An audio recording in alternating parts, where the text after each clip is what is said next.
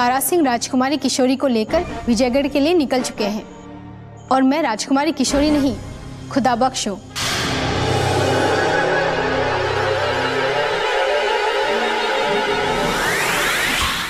यदि राजकुमारी किशोरी सहायता ना करती तो इतनी सरलता से भाग निकलना संभव था, परंतु शिवगढ़ के समस्त महायोद्धाओं को इसका पता चल गया है, इसलिए वो हर दिशा से हमें घेरने का प्रयास कर रहे हैं।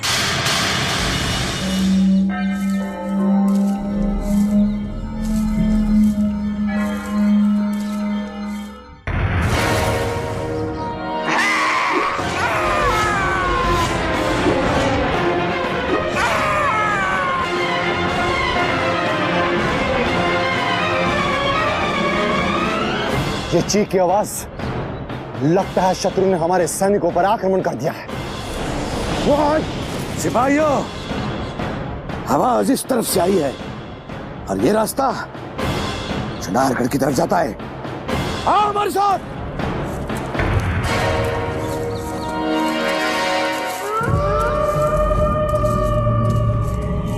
ये चंगेज, लगता है तारा सिंह ने धोखे से हमारे सैनिकों को मार गिराया है। हम अपने सिपाहियों का बदला लेकर रहेंगे मेरे आका। आज तारा सिंह को उसका शैतान भी नहीं बचा सकता मेरे आका। एक यही रास्ता बचा है जहां से वो शहजादी आलिया को लेकर भाग सकता है। बाकी के तीनों रास्ते हम टटोल चुके हैं। किसी भी मूल्य पर वो तुझ यार बचने न पाए। ढूंढो उसे सैनिकों, ढूंढो। आओ मेरे साथ।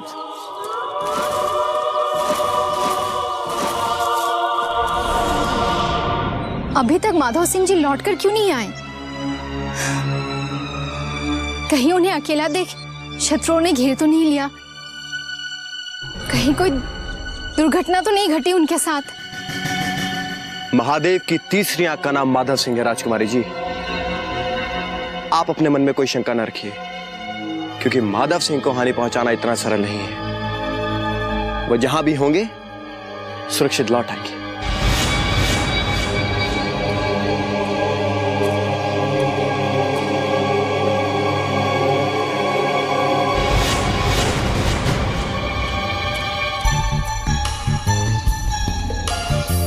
इस तरफ बढ़ने वाले शत्रु को हमने मौत के घाट उतार दिया, परंतु अन्य शत्रु कभी भी यहां आ सकते हैं राजकुमारी जी।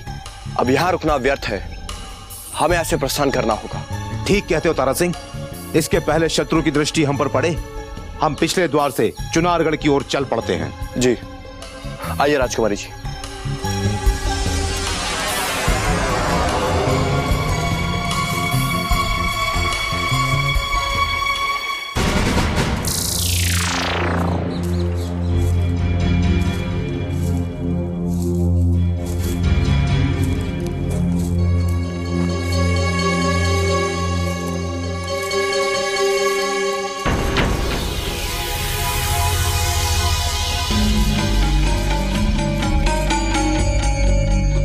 विजयगढ़ के उस तुच्छ अय्यार और शिवगढ़ की राजकुमारी के मिलते ही सर्वप्रथम राजकुमारी का शीश काटकर फेंक देना है। उसके बाद उस अय्यार के टुकड़े टुकड़े कर देना, यह हमारा हुक्म है।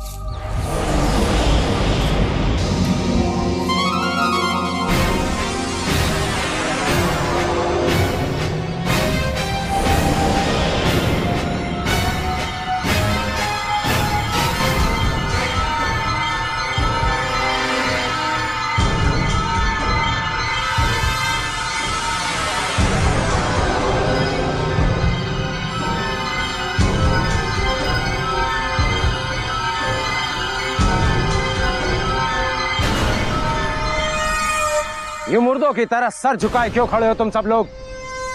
क्या तुमने हमारा आदेश नहीं सुना? माफ कीजिए हुजूर, उस अय्यार के टुकड़े टुकड़े कर देंगे, परंतु शिवगढ़ की राजकुमारी की ओर आंख उठाकर भी नहीं देख सकते, क्योंकि हमने शिवगढ़ का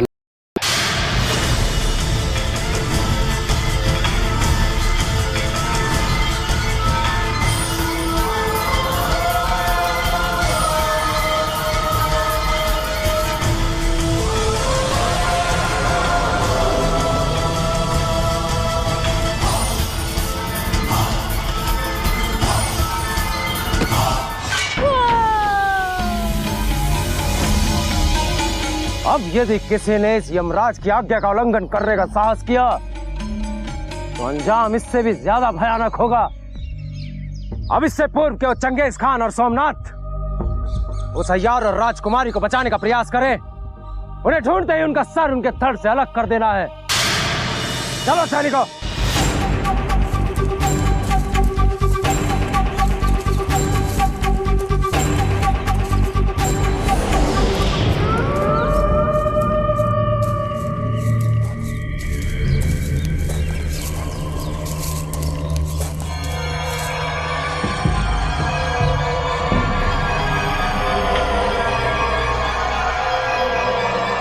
दूर दूर तक वो दुश्मन नजर नहीं आ रहा मेरे आका।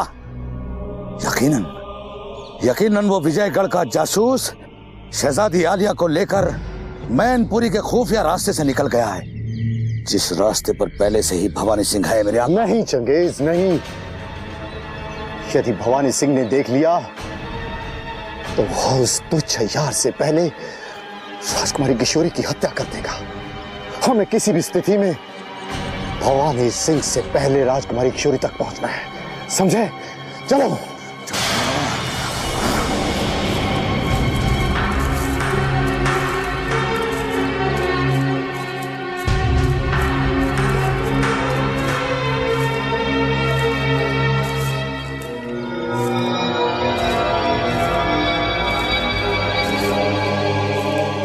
अब हम एक कदम भी नहीं चल सकते, हम बहुत थक चुके हैं।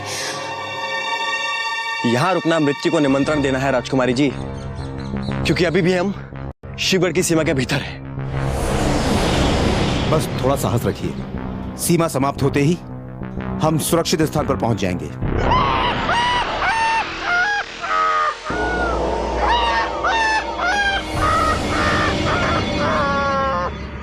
भागो भागो, नहीं तो भवानी सिंह आकर सबको पकड़ लेगा।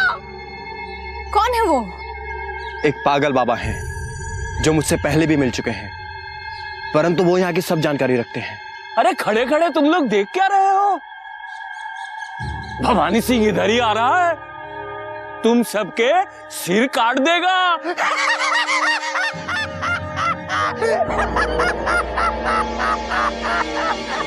तारा सिंह, तुम राजकुमारी को लेकर आगे बढ़ो, मैं भवानी सिंह को रोक के आता हूं। जो आज्ञा माधव सिंह जी। चलिए राजकुमारी, चलिए।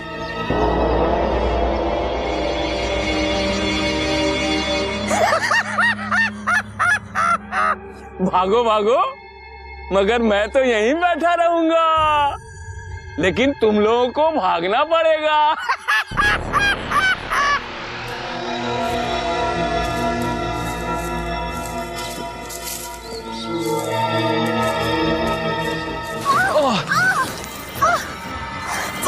राजकुमारी जी, चेष्टा कीजिए ऊपर आएगी। राजकुमारी जी,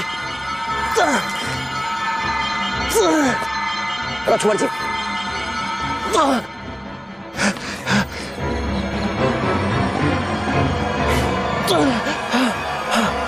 आप ठीक है राजकुमारी जी?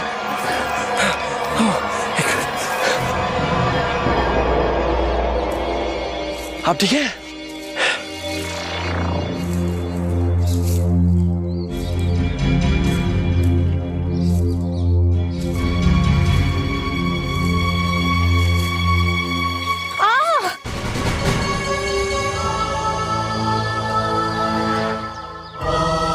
कांटा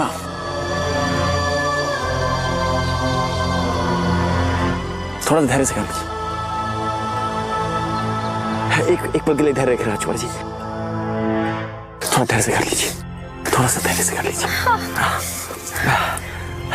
डरता देखो रहा, एक पल के लिए धैर्य रखें राजकुमारी जी।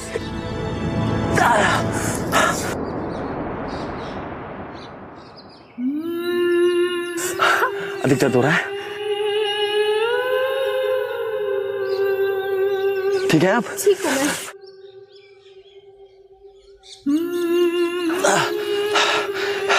आइए राजकुमार जी।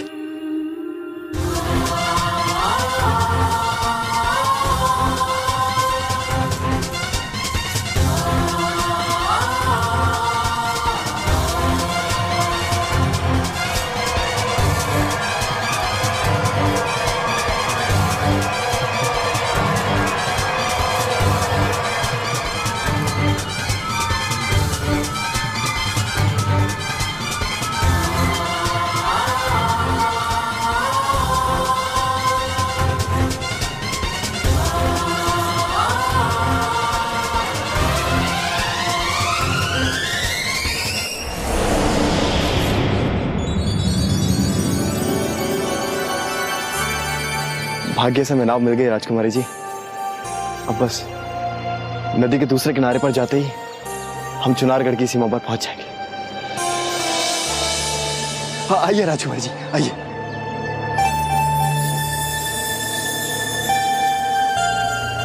नाविक, हमें तुरंत चुनारगढ़ की सीमा पर पहुंचा दो। हम तुम्हें मुंह मांगा धन देंगे। आइए।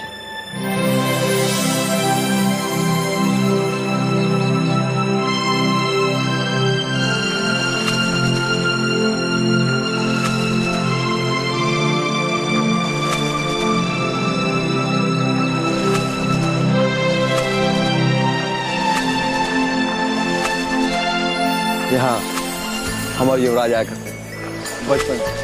ये नदी, खूबसूरत नदी, यहाँ हम लोग आते थे, तैराकी करते थे।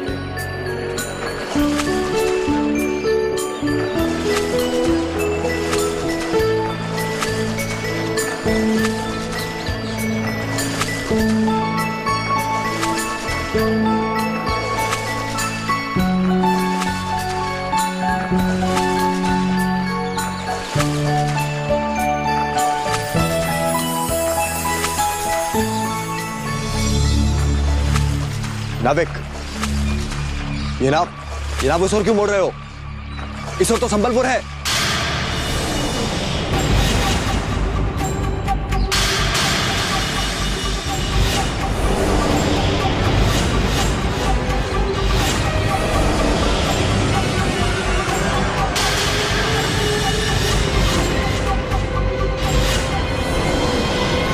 शिवगढ़ की धरती को कलंकित करने वाली राजकुमारी, तूने क्या सोचा था? धरती का ये यमराज तुझे जीवित लौट जाने देगा? आज तेरी मृत्यु निश्चित है। आगे मत बढ़ना भवानी सिंह, वरना। खामोश तो चैयार, तुझे भी मृत्यु भवानी सिंह के हाथों ही मिलेगी। किंतु इस कलंकिता की मृत्यु के पश्चात, और यदि अब मृत्यु से पूर्व एक शब्द भी बोला तो यमराज की कसम टूट जाएगी और इस शत्रु की कुलवधु बनने का स्वप्न देखने वाली राजकुमारी से पूर्व ही हम तेरे शरीर के टुकड़े टुकड़े कर देंगे। यदि हमारी मृत्यु तुम्हारे हाथों निश्चित है तो हमें मरने से कोई डर नहीं, किंतु मृत्यु से पूर्व हमारे मुख से केवल उस देवता का नाम निकलेगा जिसे सारा संसार युवराज इंद्रजीत सिंह के नाम से जानता है। किंतु तेरी मृत्यु के पश्चात ये सारा संसार महाराज शिवदत्त के इस इकलौते स्वामी भक्त की पूजा करेगा।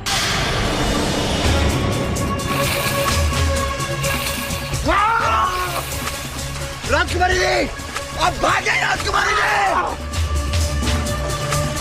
अब तो युवराज इंद्रजीत की सौगात है, भागे! भागे राजकुमारी जी! भागे राजकुमारी जी! भागे!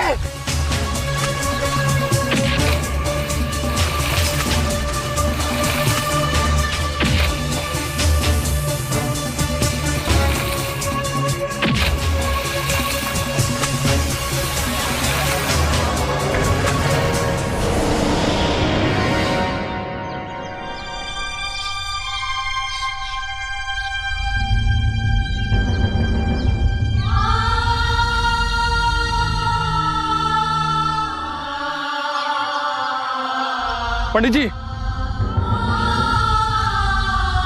पंडित जी, खुदा बख्श, तुम अचानक यहाँ? हाँ पंडित जी, मैं आश्रम गया था, लेकिन आपके शिष्यों ने बताया कि आप नदी पर हैं।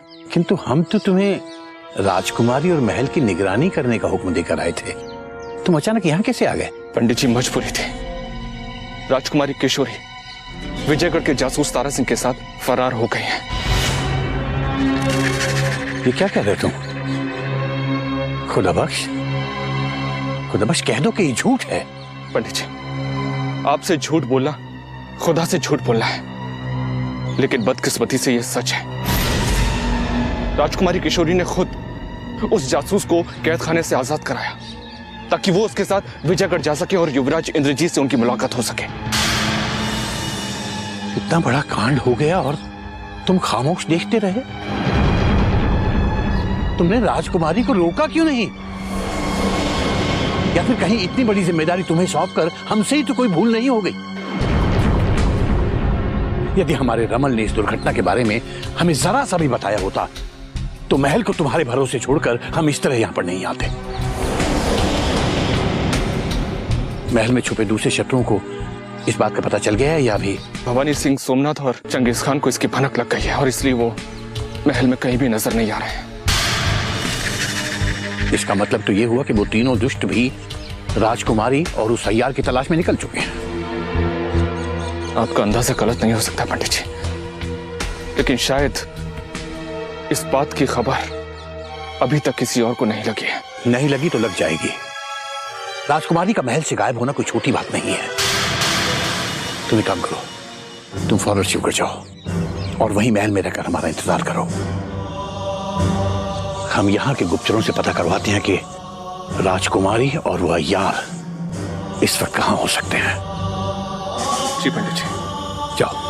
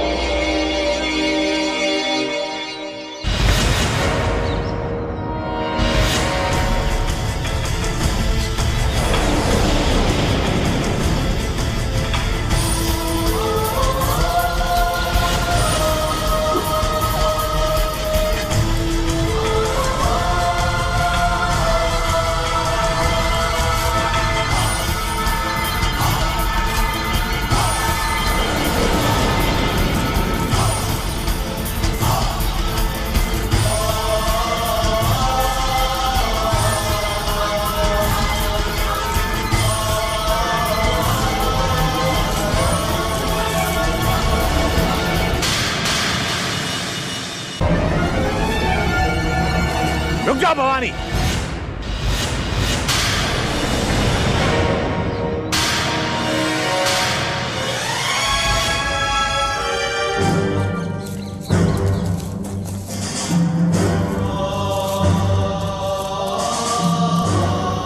अब तुम चारों तरफ से सैनिकों से घिर चुके हो भवानी।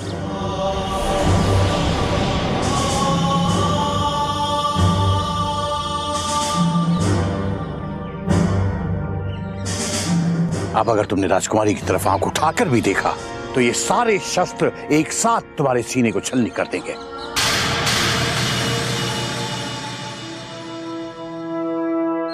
तुमने कभी ख्वाब में भी नहीं सोचा होगा कि तुम्हें एक दिन ये दिन भी देखना पड़ेगा।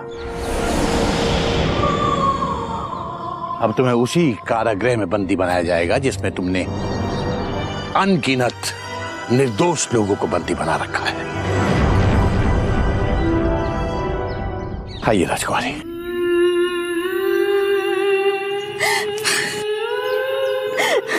घबराइए मत, अब आप सुरक्षित हैं। ले जाओ शिवगढ़ के इस तथाकथित यमराज को और बंदी गृह की कालकोठरी में डाल दो। महाराज के आते इसे सूली पर चढ़ाया जाएगा।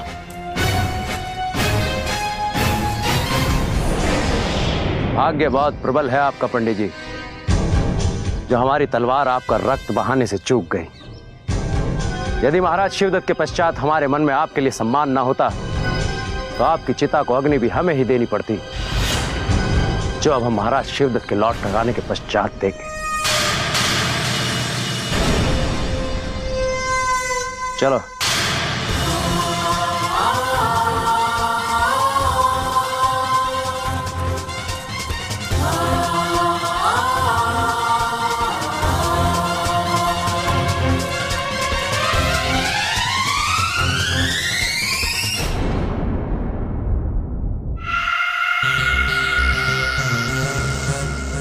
माताश्री, हाँ?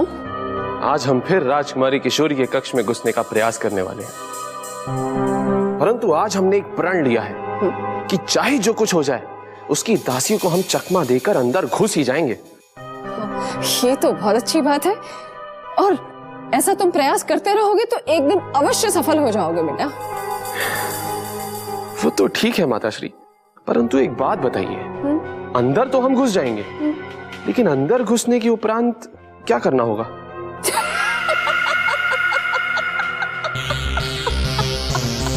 अरे हम इतनी बड़ी दुविधा में पड़े हैं और आप हंस रही हैं? हम तुम्हारी बात पर नहीं हंस रहे बेटा, हम तो तुम्हारे पिताश्री की बात को याद करके हंस रहे हैं। तुम्हारे पिताश्री भी बहुत समय तक हमारे पास आने में तो कामयाब हो जाते थे, परंतु उसके उपरांत ना उनसे कुछ कहते बनता था ना कुछ करते बनता था। फिर क्या, बस हमने उनके भोलेपन को देखकर हमने उनसे विवाह कर लिया। परंतु हम अपने पिताश्री की तरह सालों साल इंतजार नहीं कर सकते माताश्री। अरे अरे अरे अरे मेरे नादान बेटे, तुम्हें इतना लंबा इंतजार करने की आवश्यकता नहीं है। तुम तुरंत जाओ और उसे प्यार से अपने मन की बात कह दो। तो क्या हम सीधे जाके ये कह दें कि हम शिवगढ़ का सिंहासन हथियाना चाहते हैं? हे भगवान! अरे आप ही ने तो कहा था कि दिल की बात कह दो। अरे तुम ये जाकर कहोगे तो तुम एक दिन हमें इस तरह से महल से धक्के देकर निकलवाओगे। परंतु हम कह तो वही रहे हैं जो आपने हमें कहने के लिए कहा है। अरे तुम ये मूर्खता की बातें छोड़ो और हमारी बात ध्यान से सुनो। ये बात कभी किसी को गलती से भी मत कहना कि तुम यहाँ पे शिवगढ़ का सिंहासन हथियाने आए हो, बल्कि चुपचाप जाकर किशोरी के साथ मीठी मीठी प्यार की बातें करना। हमें कोई प्यार व्यार नहीं करना आता माताश्री। हम एक योद्धा हैं, जो चाहते हैं तलवार की जोर पर पाते हैं। तुम इतने बड़े योद्धा भी नहीं हो कि तुम अकेले अपनी तलवार की नोक पर शिवगढ़ के सिंहासन को हथिया लो। वहां तक पहुंचने के लिए तुम राजकुमारी को अपनी सीढ़ी बनाओ। ठीक है माताश्री, फिर ऐसा समझ लीजिए कि आज हमने सीढ़ी पर पहला कदम रख लिया।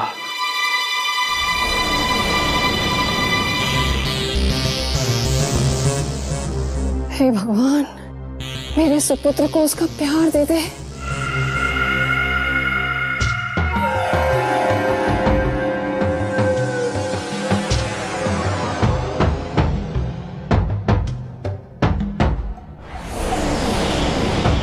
ये क्या देख रहे हैं हम? कौन है वो सुंदरी जो महल में इस तरह मटकते हुए किसी नागिन की तरह चली आ रही है? तो आज शकुंतला देवी का सुपुत्र आंखों के सामने आ ही गया। सुना है ये राजकुमारी किशोरी से विवाह करने आया है यहाँ। अब देखते हैं इसमें शिवगढ़ का राजा बनने के कितने गुण हैं।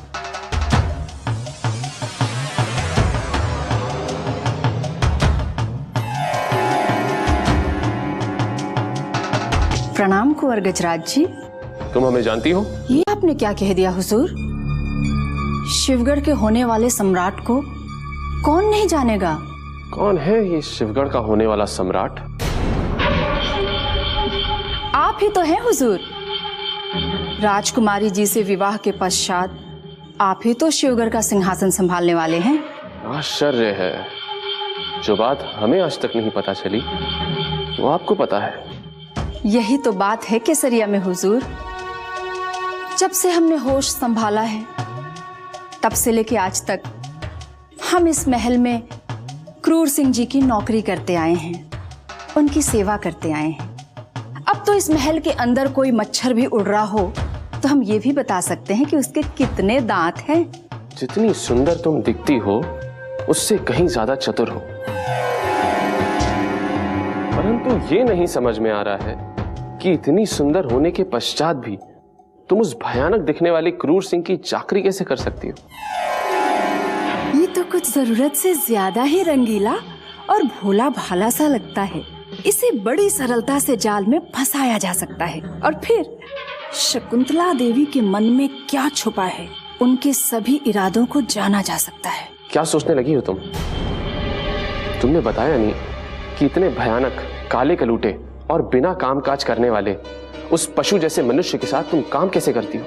क्या बताएं, अब तक आप जैसा कोई मिला ही नहीं, इतना सुंदर सजीला।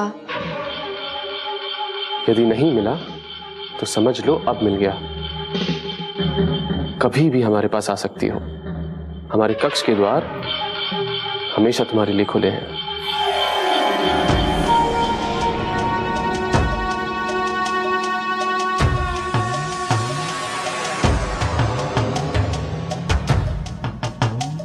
इसका विवाह राजकुमारी से हो या ना हो, परंतु ये अपनी माता श्री की लुटिया अवश्य डुबोएगा।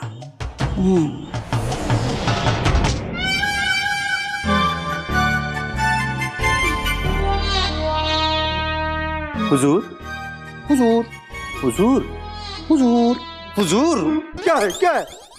क्या बात है, आज आप इतने उदास क्यों हैं? कहीं महारानी चंद्रकांता की याद तो नहीं सता रही है? नाज़िम, हमारे साथ इतना लंबा समय बिताने के बाद भी तुम्हें बुद्धि नहीं आई। क्यों हुजूर?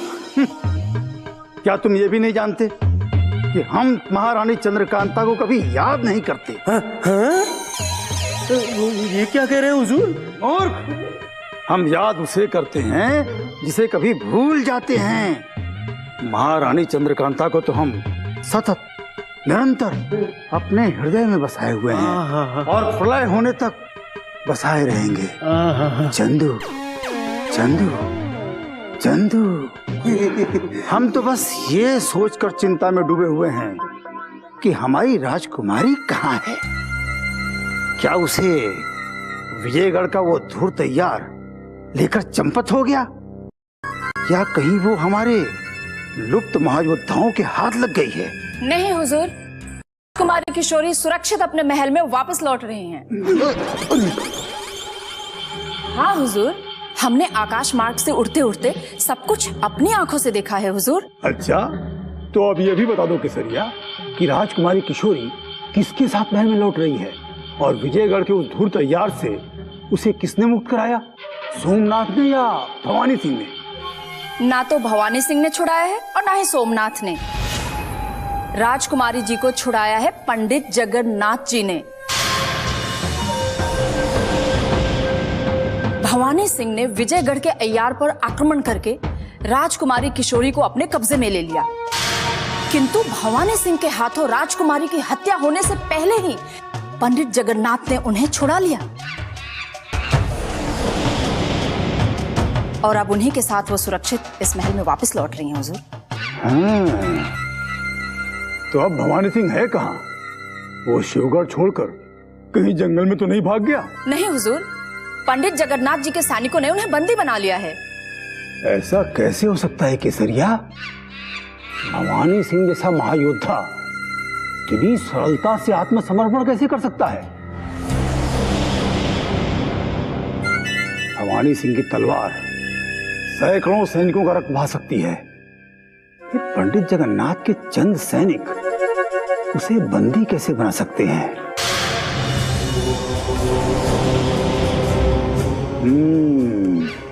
अवश्य ही इसके पीछे भवानी सिंह की कोई गहरी चाल है। भवानी सिंह के इरादों को तो कोई नहीं समझ सकता हुजूर, सिवाय भवानी सिंह के। परंतु ये सत्य है कि पंडित जगन्नाथ जी के सैनिकों ने उन्हें बंदी बना लिया है और वो उन्हें बहुत जल्द कारागार में लेकर जाने वाले हैं।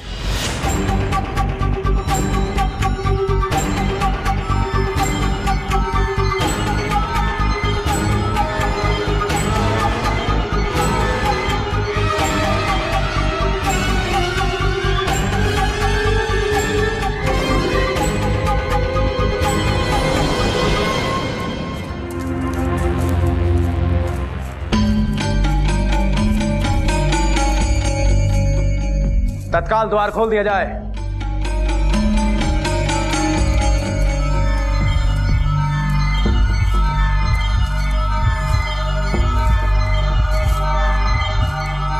अब हम कुछ समय यहीं विश्राम करेंगे और यह मत समझ लेना तुम लोग कि पंडित जगन्नाथ ने तुम्हारी शक्ति दिखाकर हमें आत्मसमर्पण करने के लिए विवश किया है। राजकुमारी किशोरी की मृत्यु हमारे ही हाथों होगी, किंतु महाराज शिवदत्त की उपस्थिति में। जाकर कह देना अपने उस पंडित जगन्नाथ से, जैसे ही महाराज शिवदत्त के कदम शिवगढ़ के महल की ओर बढ़ेंगे, यमराज के कदम राजकुमारी किशोरी की ओर बढ़ना आरंभ कर देंगे।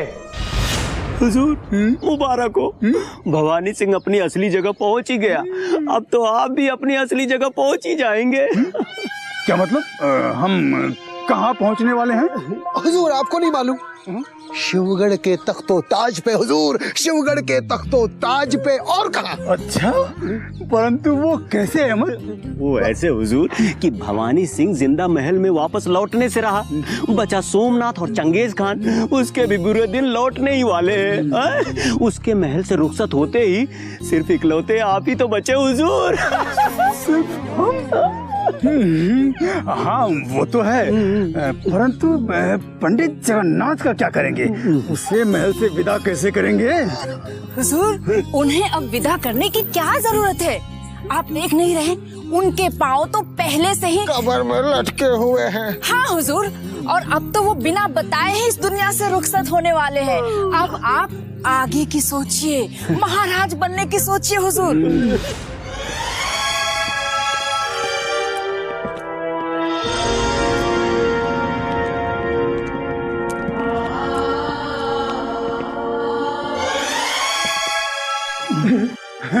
प्रणाम पंडित जी। प्रणाम राजकुमारी जी। ये तो बहुत अच्छा हुआ राजकुमारी जी कि समय पर पंडित जी आ गए और विजयगढ़ के अय्यार के हाथों से आपको छुड़ाकर यहाँ ले आए। सत्य कहता हूँ, यदि समय रहते हमें इस घटना का पता चल जाता तो हम पंडित जी को कष्ट नहीं देते और स्वयं इस कर्तव्य को निभाते। क्यों नाजिम? अरे और नहीं तो क्या, फर्ज के खातिर तो हमारे हुजूर अपना सर भी कटा देते, है ना अहमद? हुजूर तो क्या, फर्ज के खातिर तो हम दोनों भी अपना सर कटवा देते, मगर अफसोस पंडित जी ने हमसे ये मौका ही छीन लिया। हाँ, परंतु विजयगढ़ का वो अय्यार कहीं दिखाई नहीं दे रहा है। अवश्य ही वो दुष्ट यहाँ से भागकर कहीं चला गया होगा। परंतु आप चिंता मत कीजिए राजकुमारी जी, हम उसे कहीं से भी घसीट कर लाएंगे और शिवगढ़ के मुख्य चौराहे पर उसे फांसी पर चढ़ा देंगे। विजयगढ़ का वो संदेशवाहक हमें भगाकर नहीं ले गया था, बल्कि हम स्वयं अपनी इच्छा से उसके साथ गए थे। परंतु हमारे इन दोनों मूर्ख अय्यारों ने तो हमें यह सूचित किया था कि वो आपको भगा कर ले गया था। हम कुछ नहीं सुनना चाहते, हट जाओ हमारे मार्ग से। और आज के पश्चात उस संदेशवाहक के विषय में बुरा मत सोचना, वरना हमारे विजयगढ़ ना जा पाने का सारा क्रोध तुम पर उतरेगा। पंडित जी, मैं राजकुमारी जी को उनके कक्ष छोड़कर आता हूं।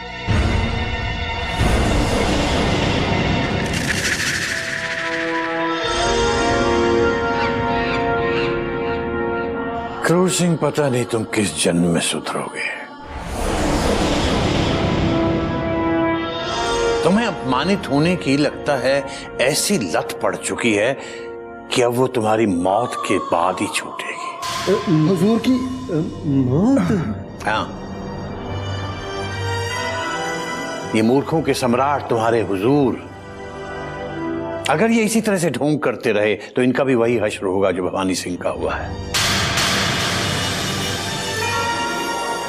याद रखना क्रूर सिंह, अगर तुम अपनी हरकतों से बाज नहीं आए या इसी तरह से महल का अनुशासन तोड़ते रहे तो तुम और तुम्हारे ये मूर्ख यार सबके सब कारागार की उसी काल कोठरी में डाल दिए जाओगे जहां भवानी सिंह अपनी मौत का इंतजार कर रहा है।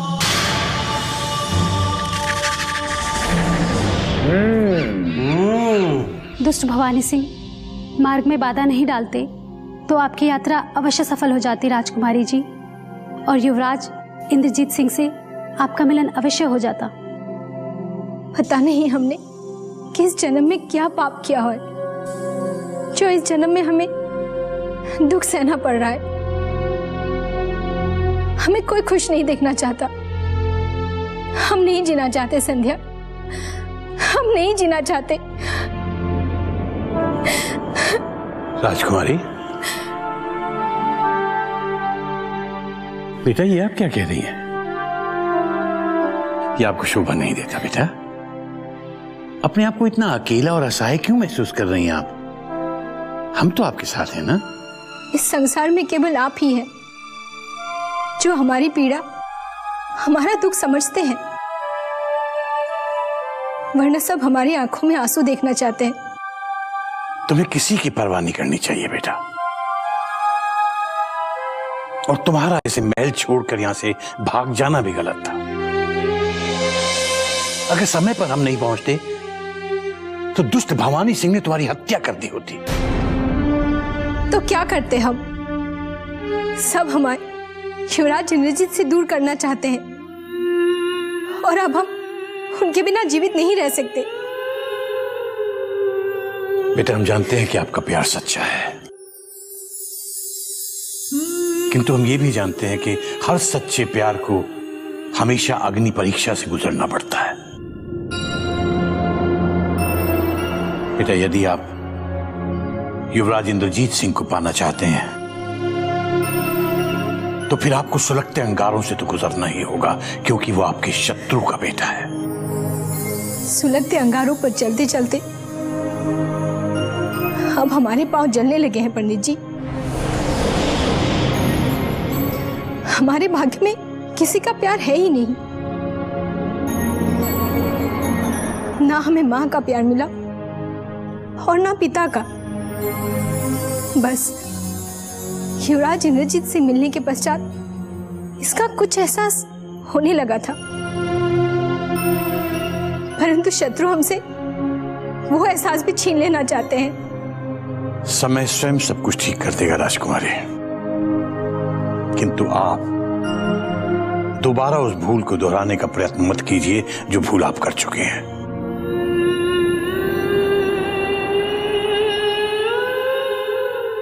राजकुमारी, यदि आपने धैर्य नहीं खोया तो मुझे पूरा विश्वास है युवराज इंद्रजीत सिंह के साथ एक दिन आपका मिलन अवश्य होगा। बेटा अब आप आराम कीजिए।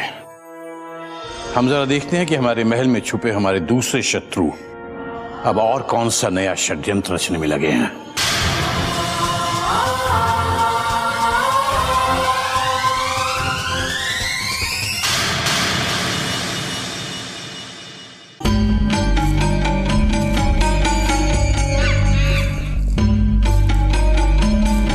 प्रणाम भवानी सिंह जी।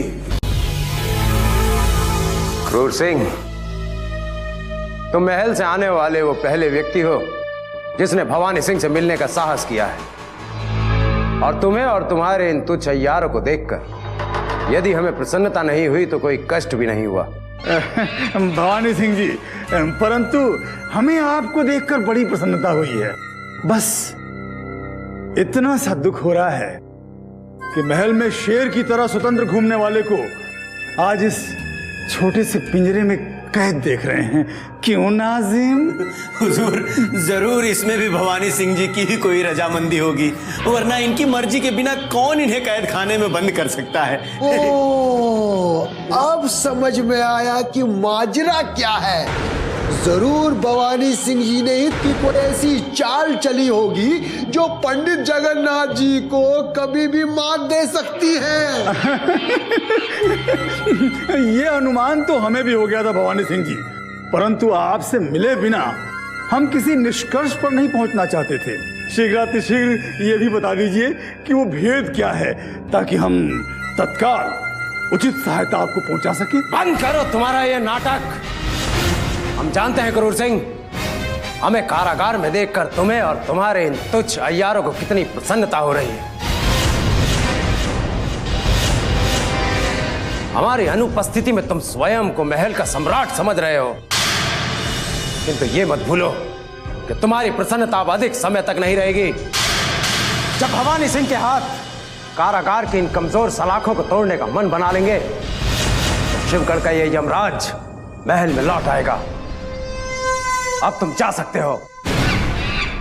भवानी सिंह जी, हम आपकी पीड़ा समझ सकते हैं। अच्छा, अब फिर समय निकालकर आपसे मिलने आएंगे। अहमद नाजिम, हम महल चलते हैं। वहां चल के ये भी पता करना है कि हमारे दूसरे महायोद्धा सोमनाथ अपने गुलाम चंगेज खान के साथ जंगल से वापस महल लौट कर आए हैं या वहीं मारे मारे भटक रहे हैं। अच्छा, हम आपकी आज्ञा चाहेंगे भवानी सिंह जी, चलते हैं। आओ अहमद नाजिम।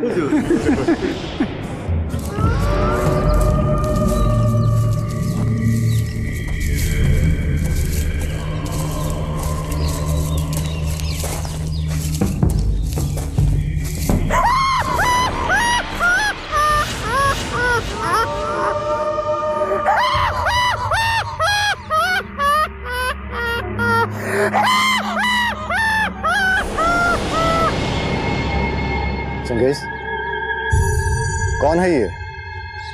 इसे पहले भी कहीं देखा है।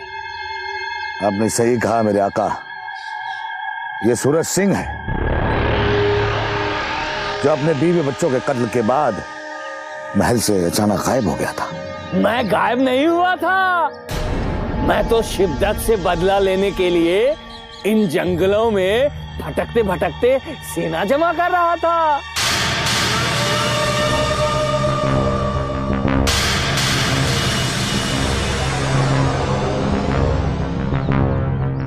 मगर तुम दोनों यहाँ क्या कर रहे हो? समझ गया।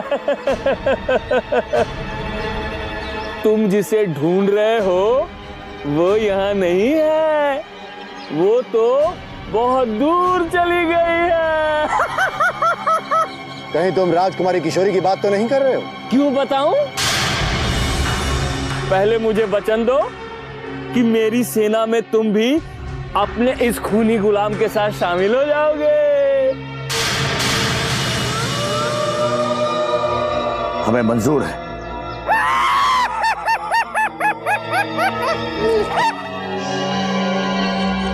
पंडित जगन्नाथ ने भवानी सिंह को पकड़कर बंदी बना लिया है।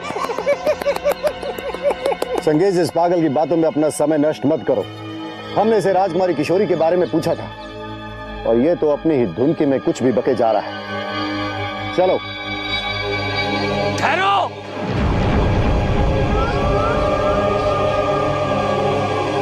राजकुमारी किशोरी का पता जानने से पहले मैं जो बता रहा हूं उसे नहीं जानोगे। मैं तुम्हें पागल दिखाई दे रहा हूं तो जाओ। मैं तुम्हें यह भी नहीं बताऊंगा कि यहाँ एक शव भी पड़ा हुआ है। कहीं ऐसा तो नहीं मेरे आका कि भवानी सिंह ने शहजादी आलिया का कत्ल कर दिया हो? नहीं चंगेज, नहीं। यदि ये सत्य हुआ तो महल में कदम रखने से पहले हम भवानी सिंह का सर उसके घर से अलग कर देंगे।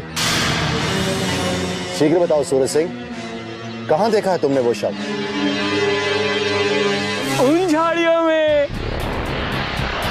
आओ आओ आओ आओ आओ आओ।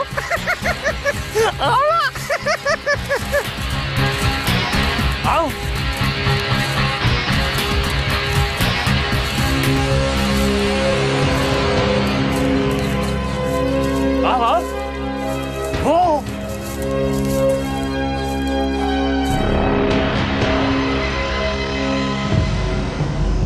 आका, ये तो जयवीर सिंह है जो भवानी सिंह के साथ शहजादी आलिया को ढूंढने निकला था।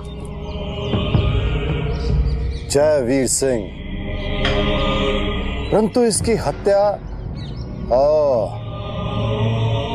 लगता है विजयगढ़ के उस तुच्छ यार ने इसकी हत्या की है। नहीं नहीं, इसे भवानी सिंह ने मारा है, और इसे मारने के बाद वो राजकुमारी किशोरी को भी मारना चाहता था, परंतु अचानक पंडित जगन्नाथ ने आके उसे बचा लिया और हत्यारे भवानी सिंह का खेल खत्म।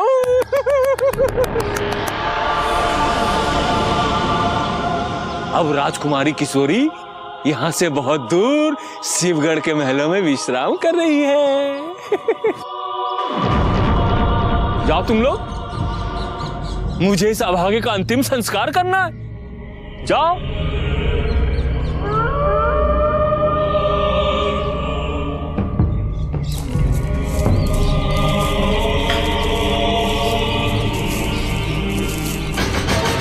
मेरे आका, अगर शहजादी आलिया पंडित जगन्नाथ की हिफाजत में महफूज महल पहुंच गई और पंडित जगन्नाथ ने भवानी सिंह को कैद कर लिया, तो समझ लीजिए कि शिवगढ़ का महल आपका हुआ, क्योंकि महल में बचा कौन?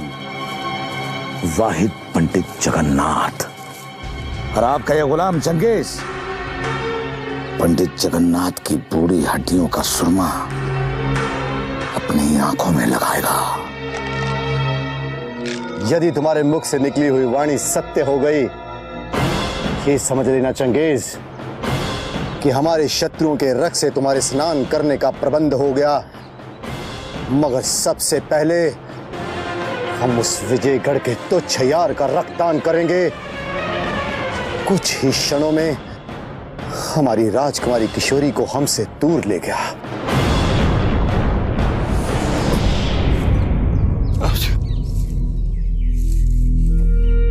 राजकुमारी जी,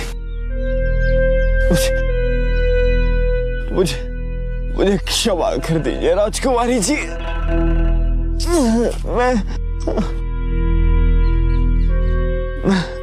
आपकी रक्षा नहीं कर सका राजकुमारी जी। आप इस समय कहाँ और किस हालत में हैं राजकुमारी जी?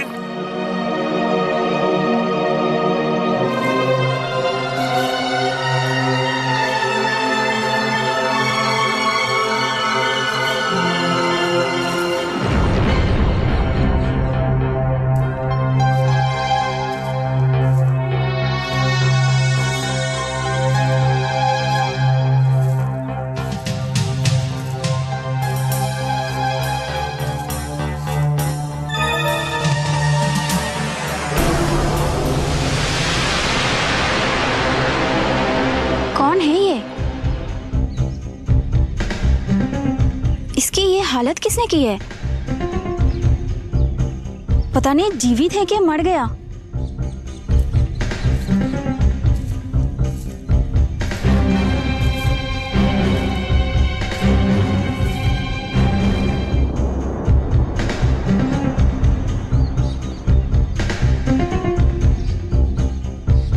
सांस तो चल रही है, लगता है मूर्छित है।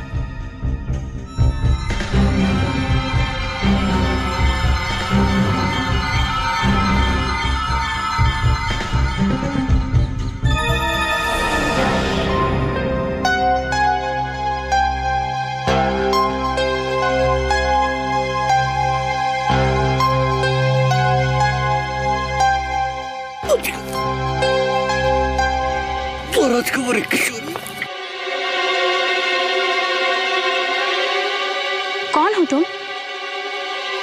तुम्हें ऐसे घायल किसने किया है? राजकुमारी किशोरी कहाँ है? मैं युवराज को क्या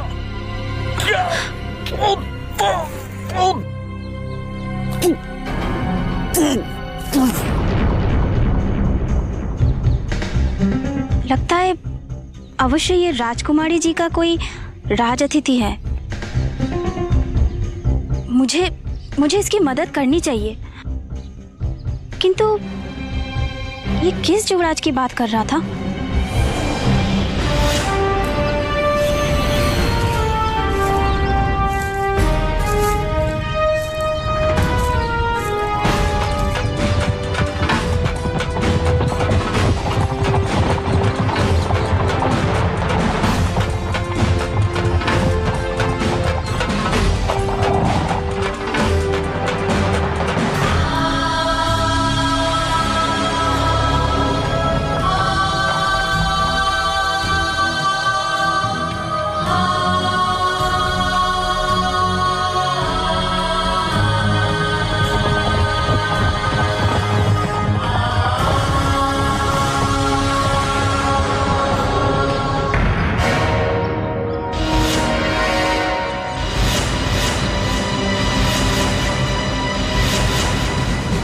हट जाइए हमारे रास्ते से। अब मृत्यु भी हमें इस मार्ग से नहीं हटा सकती युवराज। आप तुरंत इस मार्ग से लौटकर विजयगढ़ की ओर प्रस्थान कर जाइए। हम विजयगढ़ की ओर तभी प्रस्थान करेंगे जब हमारा स्वामी भक्त तारा सिंह और राजकुमारी किशोरी हमारे साथ होंगे। आपकी ये कामना भी अवश्य पूर्ण होगी युवराज, परंतु ये कार्य चुनारगढ़ के महायोद्धाओं के सहयोग से ही होगा। हम आपको इस तरह अकेले शिवगढ़ की ओर जाने नहीं देंगे। और हम शिवगढ़ अकेले ही जाएंगे, ये हमने प्रण कर लिया है। तो हम भी आपके प्रण को कभी पूर्ण नहीं होने देंगे। ये हमारा भी प्रण, क्योंकि आपकी रक्षा का वचन हमने आपके पिता श्री महाराज वीरेंद्र सिंह को दिया हुआ है। और हम भी आपका ये वचन कभी पूरा नहीं होने देंगे। हट जाइए हमारे रास्ते से, अन्यथा चुनारगढ़ के युवराज की तलवार नारगढ़ के महायोद्धा का शीश काटकर उसका धड़ से अलग कर देगी। युवराज,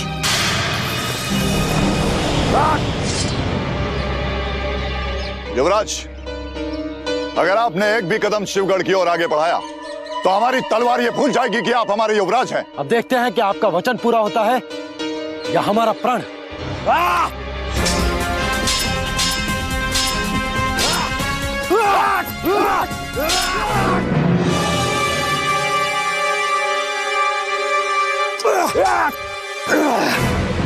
युवराज, हम आपको मारना नहीं चाहते, हमारी बात अभी भी मान जाइए। हमारे साथ वापस विजयगढ़ चलिए। हम विजयगढ़ नहीं जाएंगे।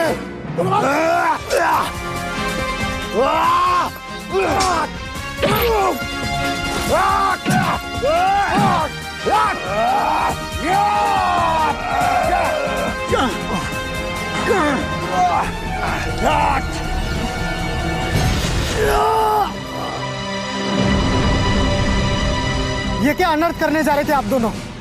यदि हम समय पर नहीं आते तो न जाने क्या अनर्थ हो जाता। यदि एक दिन देखने से पूर्व महाराज जयसिंह हमें अपने पास बुला लेते तो अच्छा था। अरे आप दोनों अगर एक दूसरे का वध कर देते तो हम महाराज वीरेंद्र सिंह को अपना क्या मुंह दिखाते? क्षमा कीजिएगा मान सिंह जी, परंतु अगर हम युवराज पर तलवार न उठाते तो इन्हें शिवगढ़ जाने से रोकना असंभव हो जाता। अब लौट चलिए भैया। देखिए, आपकी वजह से सब लोग कितने परेशान और दुखी हैं। और संग्राम सिंह जी आपको खोजने के लिए न जाने कहां भटक रहे हैं। लौट चलिए, अब अपनी जिद छोड़ दीजिए भैया। नहीं, हम शिवगढ़ जाएंगे और हमें वहां जाने से कोई नहीं रोक सकता। तो जाइए युवराज, परंतु आपको हमारे छप्पर से गुजरकर शत्रु की राजसीमा में जाना होगा। ये क्या करने जा रहे हैं आप? वही जो एक बूढ़ा व्यक्ति विवश होकर करता है। यदि आप वापस नहीं लौटे युवराज, तो आप भी हमें अपने नाना श्री की तरह जीवित नहीं पाएंगे।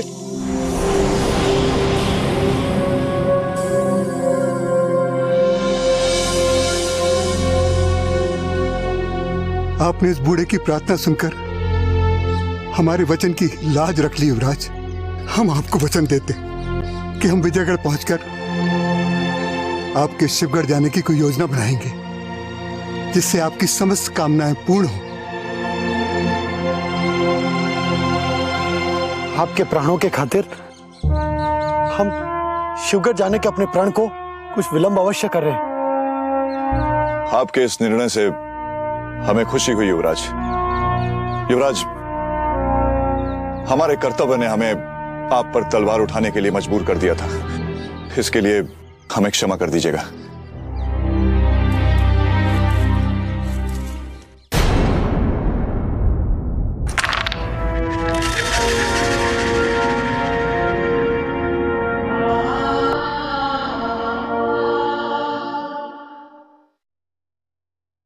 मृत्यु योग।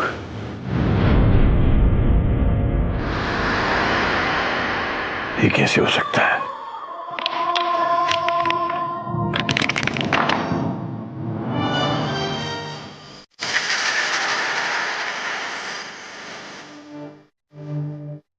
फिर वही मृत्यु योग, यानी मृत्यु ने राजकुमारी किशोरी की तरफ अपने कदम बढ़ा ही दिए। कहीं मेरे रमल से कोई गलती तो नहीं हो रही?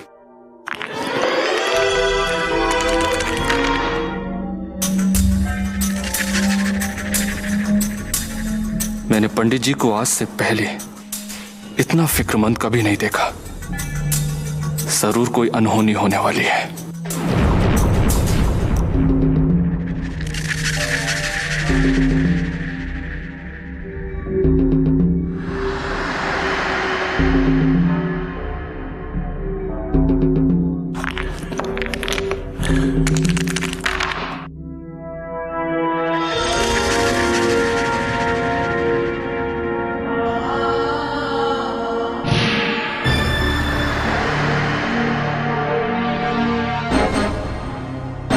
तुम कब आए खुदा बख्श?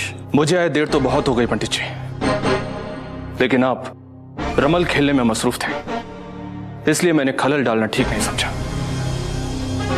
मगर आज आप इतने चिंतित क्यों दिखाई दे रहे हैं? खुदा बख्श, आज हमारे रमल ने जो बताया उसे देखकर हमारे तो होश उड़ गए। खुदा बख्श, तुम्हें तुरंत अपना सारा ध्यान राजकुमारी किशोरी और उसके कक्ष पर केंद्रित करना होगा, क्योंकि कभी भी कोई भी हादसा पेश आ सकता है। आप फिक्र मत कीजिए पंडित जी, मेरी निगाहें और मेरे जासूसों की निगाहें हर दम राजकुमारी किशोरी पर ही टिकी है। अब वो पहले की तरह बिन बताए महल से कहीं भागकर नहीं जा सकते। ठीक है, फिर भी हम चाहते हैं कि तुम अपनी किसी खास अय्यार को राजकुमारी की देखरेख के लिए छोड़ दो, जो दिन रात उस पर नजर रखेगी। राजकुमारी किशोरी को एक क्षण के लिए भी अकेला नहीं छोड़ा।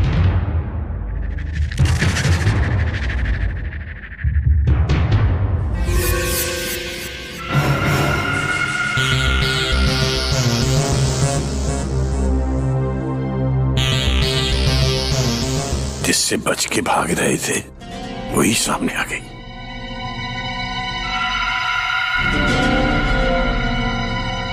पंडित जी, आपकी उम्र बहुत लंबी है।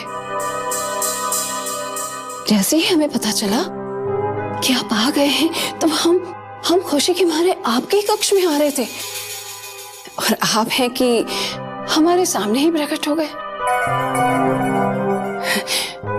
बताइए ना, इतने दिन कहाँ चले गए थे आप? मैं क्या बात है पंडित जी, आप इतने परेशान लग रहे हैं।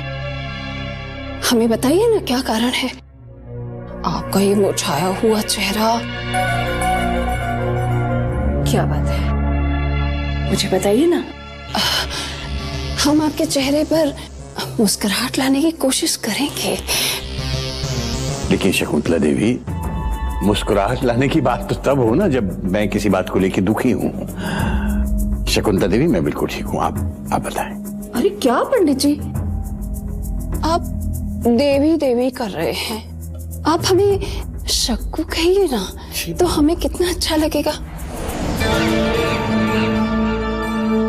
पंडित जी, आप हमें देखते ही किस विचार में पड़ जाते हैं?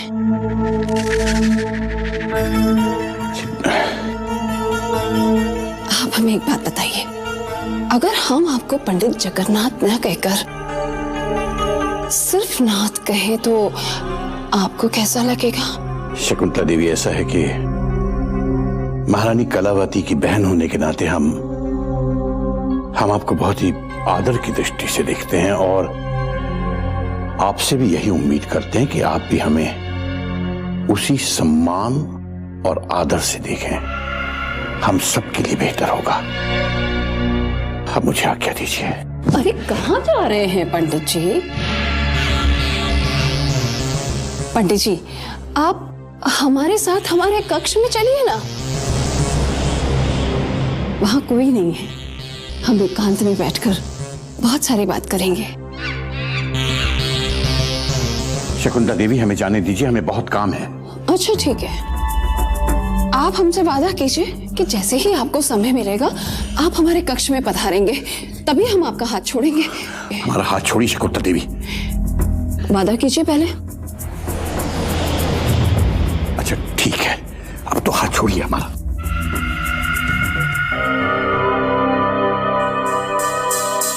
तुमने अपना हाथ तो छुड़ा लिया पंडित जगन्नाथ, किंतु तुम्हारा साथ हम तभी छोड़ेंगे जब तुम्हारे जरिए हम अपनी समस्त मनोकामनाएं पूरी कर लेंगे।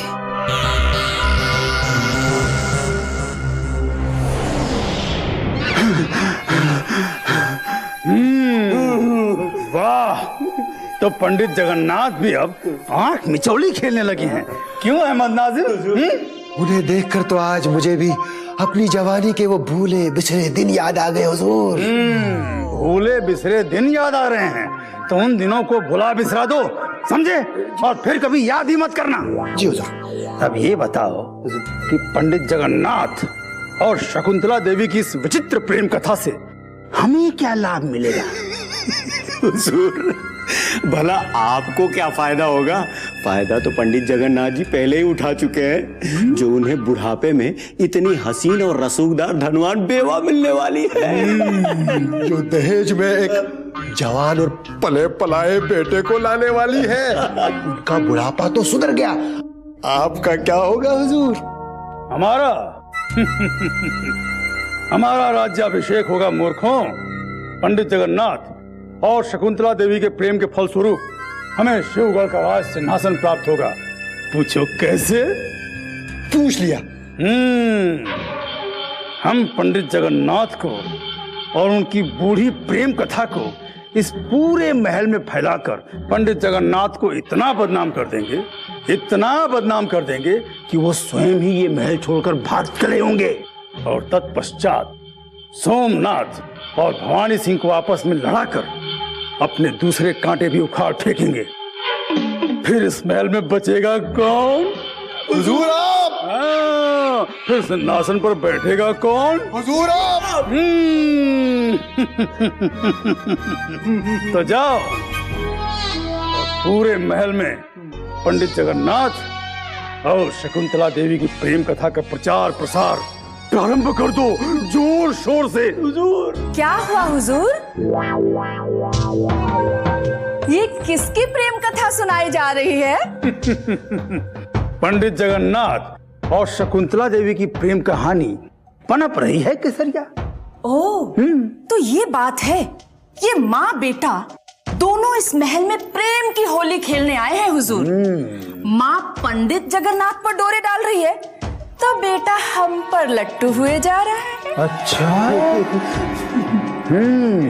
छाप तिलक सब छीनी रे मुझसे नैना मिलाए के। आजकल माता श्री को न जाने क्या हो गया है। इस महल में आते ही माता श्री को इतना सजने संवरने की लत कैसे लग गई? प्रणाम माता श्री। प्रणाम नाथ। नाथ? गजराज, तुम अचानक कैसे वापस आ गए? हमें लगा पंडित जगन्नाथ आए हैं। वैसे भी आजकल आपको हमारी कम और उस खुसट बुढ़े पंडित जगन्नाथ की चिंता ज्यादा लगी रहती है। वही खुसट बुढ़ा जो आपकी होने वाली बहू की एक भी झलक हमें नहीं देखने देता। अब तो उस बुढ़े ने राजकुमारी किशोरी के कक्ष के सामने दासियों का इतना कड़ा पहरा लगाया है कि वो बिल्लियों की तरह एक परिंदा भी नहीं अंदर जाने देती। कभी आपने सोचा हमारा क्या होगा? अरे कुछ नहीं होगा। ये सब कुछ हम तुम्हारे लिए तो कर रहे हैं मेरे लाल। और तुम्हें पता है, एक बार पंडित जगन्नाथ अगर हमारे वश में आ गए तो फिर तुम देखना कि वो तुम्हारी उंगली पकड़कर राजकुमारी से मिलाने के लिए सुबह शाम खुद लेकर जाया करेंगे। पता नहीं वो दिन कब आएगा माताश्री। सारा दिन हम इन कुरूप दासियों की शक्लें देख देख कर बहुत तंग आ गए। गजराज, वो समय शुरू हो चुका है अभी से। वो बूढ़ा शेर न जाने कब हमारे कक्ष में आ जाए। अब तुम यहाँ से अभी चले जाओ, वरना वो तुम्हें देखेगा तो उल्टे पांव लौट जाएगा। सारा दिन हम महल में घूम घूम कर बहुत थक गए हैं माताश्री। यदि थोड़ी देर विश्राम कर लेते तो। विश्राम करने के लिए पूरा महल पड़ा है बेटा। अब तुम जल्दी से यहाँ से निकल जाओ, वरना हमारे परिश्रम पर पानी भर जाएगा और राजकुमारी किशोरी से विवाह करके शिवगढ़ का दामाद बनने का जो तुम्हारा सपना है ना, वो अधूरा रह जाएगा। अब जाओ, जल्दी जाओ।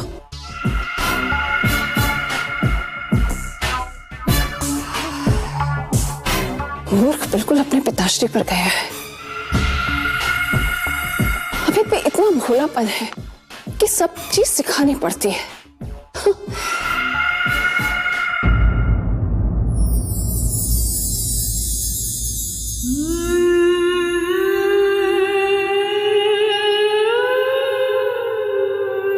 अगर राजकुमारी दिन रात इसी तरह से सकती रही तो हमारे रमल की भविष्यवाणी सच होने में देर नहीं लगेगी। या तो ये रो रो कर अपने प्राण त्याग देगी, या फिर पहला मौका मिलते ही शिवगढ़ से भाग जाएगी।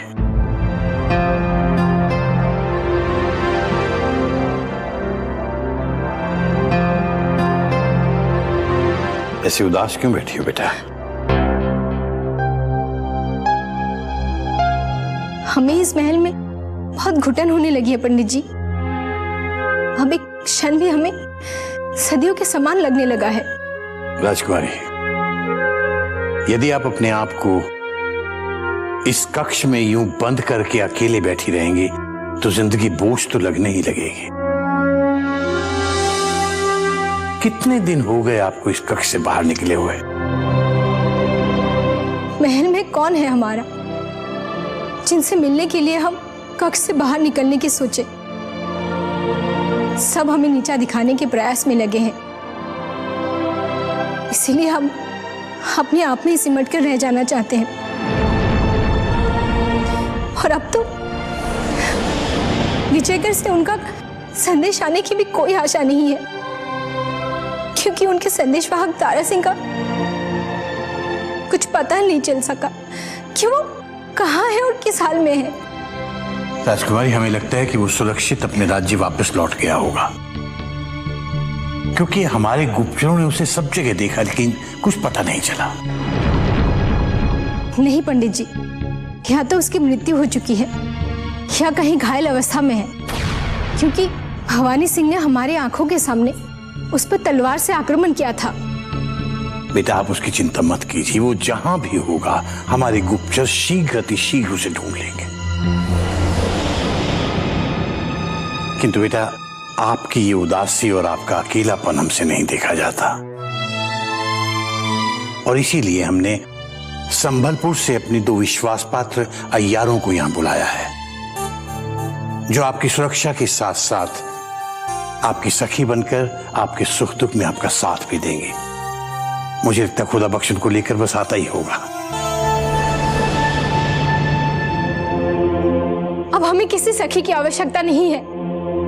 हम ना किसी से बात करना चाहते हैं और ना किसी से मिलना चाहते हैं। चाहे इस कक्ष में घुट घुट कर अपना प्राण त्याग दे, परंतु युवराज इंद्रजीत के सिवा किसी को अपने समीप आने नहीं देंगे। हमें अकेला छोड़ दीजिए, हमें अकेला छोड़ दीजिए।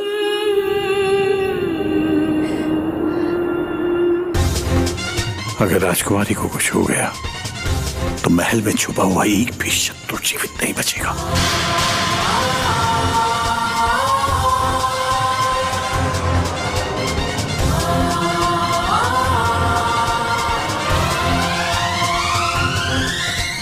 इतनी प्रतीक्षा तो कभी गजराज के पिताश्री ने भी नहीं करवाई थी, जितनी पंडित जगन्नाथ करवा रहे हैं। किंतु सौगंध है गजराज के पिताश्री की, हम भी उन्हें अपने कक्ष में बुलाए बिना चैन से नहीं बैठेंगे।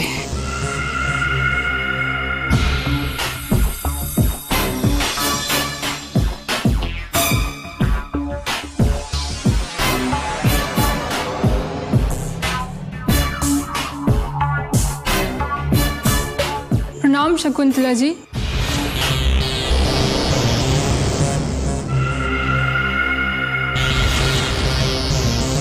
आपने मुझे याद किया? याद तो हमने अपने नाथ को किया था, जो हमें वचन देकर भी अभी तक हमारे कक्ष में नहीं आए। आपके नाथ? तुम हमसे ज्यादा प्रश्न मत किया करो। तुमसे जितना कहा है उतना ही करो, और जाओ पंडित जगन्नाथ के कक्ष में जाकर उनसे कहो कि हम अपने कक्ष में उनकी प्रतीक्षा कर रहे हैं। जो आज्ञा। ठहरो। जी।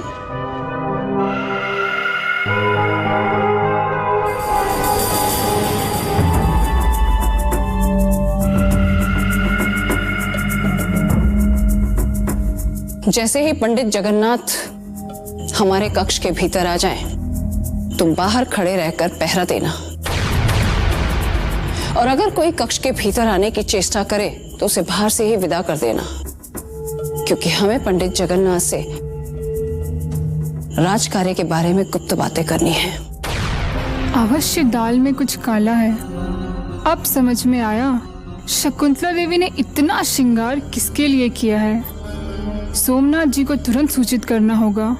तुम इस तरह हमें टुकुर टुकुर मत देखो। जो कहा है हमारी आज्ञा का पालन करो। जाओ और पंडित जगन्नाथ को सूचित करो। जो आज्ञा शकुंतला जी।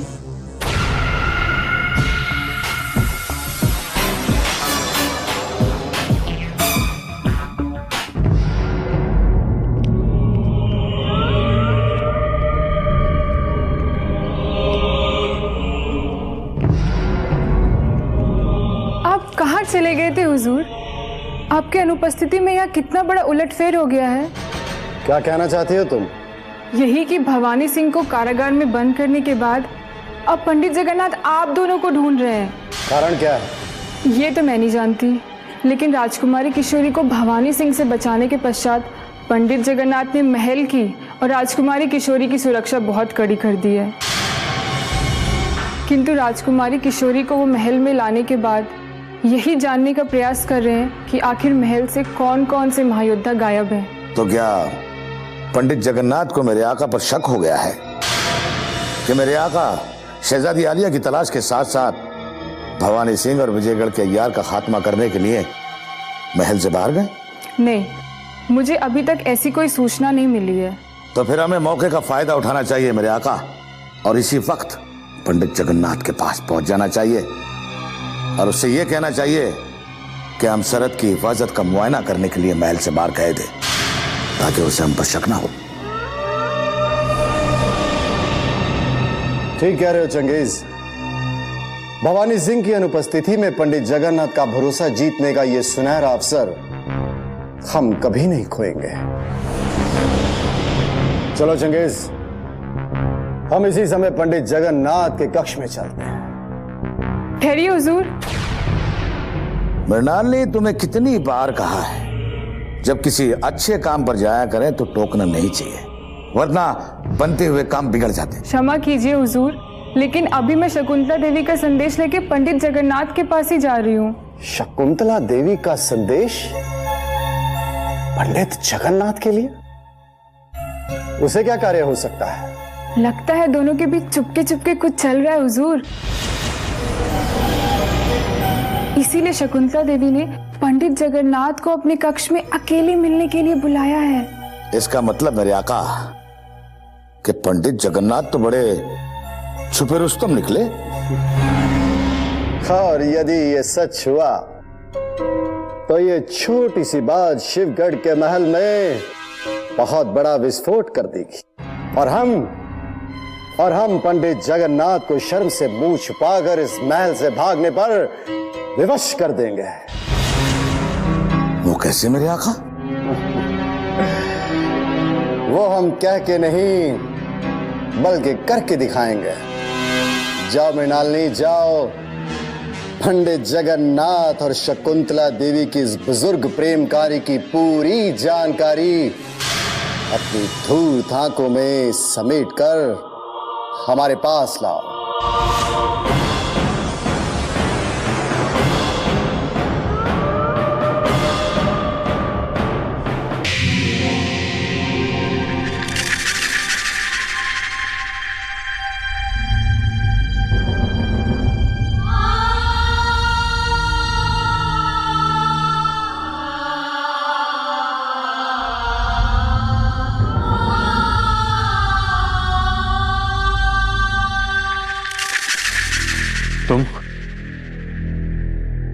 तुम बिना अनुमति के हमारे कक्ष में कैसे आए? प्रणाम पंडित जी, मुझे क्षमा कर दीजिए। मुझे आपको एक आवश्यक संदेश देना था, इसीलिए बिना अनुमति के यहाँ चली आई। क्या संभलपुर से महाराज शिवदत्त का कुछ संदेश आया है? नहीं नहीं, संदेश तो शिवगढ़ के महल से ही आया है। जल्दी बताओ, समय नष्ट मत करो। क्या संदेश है, किसने भेजा है? जी शकुंतला देवी जी ने। वो आपकी प्रतीक्षा कर रही है और अतिशीघ्र आपको उन्होंने याद किया है उनके कक्ष में। महारानी कलावती ने पता नहीं क्यों अपनी इस दुष्ट बहन को यहाँ बुला लिया है। मुझे तो लगता है कि महल के समस्त षड्यंत्रकारियों के बराबर वो अकेली है। कृपया जल्दी करिए, वो आपसे मिलने के लिए व्याकुल हो रही है। ठीक है, तुम जाओ, हम आते हैं। किसी को समय नहीं देने वाले पंडित जी शकुंतला देवी के बुलावे पे तुरंत तैयार हो गए। अब ये साबित हो गया है दोनों के बीच अवश्य कोई खिचड़ी पक रही है। अब खड़े खड़े क्या सोच रही हो तुम? मैंने कहा न जाओ, और दोबारा बिना हमारी अनुमति के इस कक्ष में आने की जरूरत मत करना। जो आज्ञा पंडित जी।